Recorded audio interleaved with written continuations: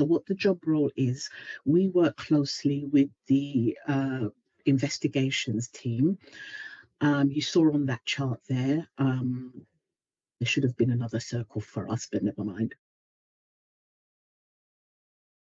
We work closely with the investigations team, and what they do is they have their work and they have to, there are certain steps that they can take, and then we are at the bottom of that list. So they have to perform all their duties first, and if they can't get a result, if they think that it's worth doing surveillance, then they will send it to us. Our job is to prove or disprove an allegation via surveillance.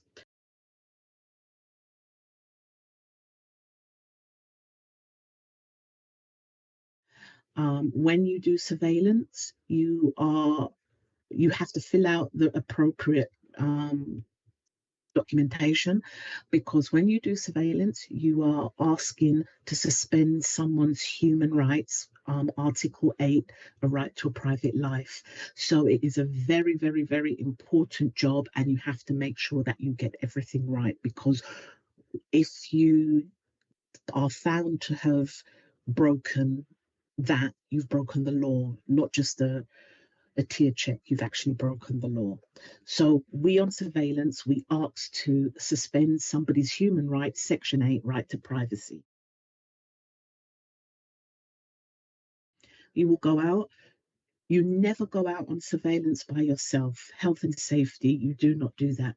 You can leave from an office and go drive somewhere and meet somebody at a rendezvous point, and then your team will then go out on surveillance. That is fine, but you never conduct surveillance as a one-person case. That just doesn't happen. Yeah, so safety is paramount. When you go out on surveillance, again, you could go out as a pair, but one of you may have to come out and do a foot follow. So again, that is fine. You'll be taught how to do these processes. But again, if you go out and you do your foot follow and you just don't feel safe for whatever reason, just state this, and that nobody will say anything if you want to stand down and not do it.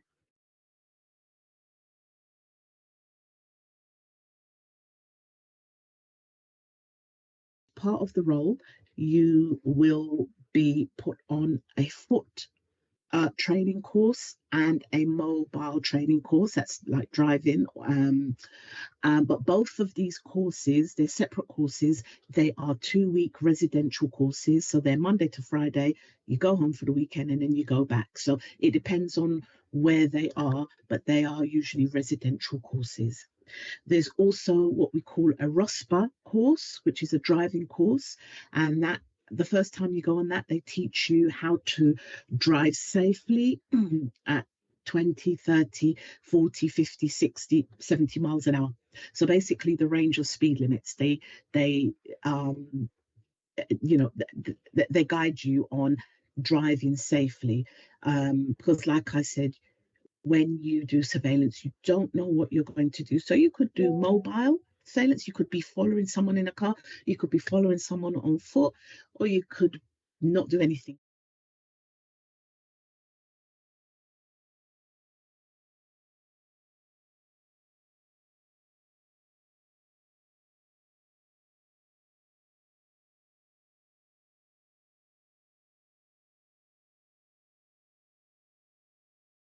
You can imagine that if you have somebody who we can show by our surveillance does not have the disabilities they claim, it's a very strong piece of evidence for us.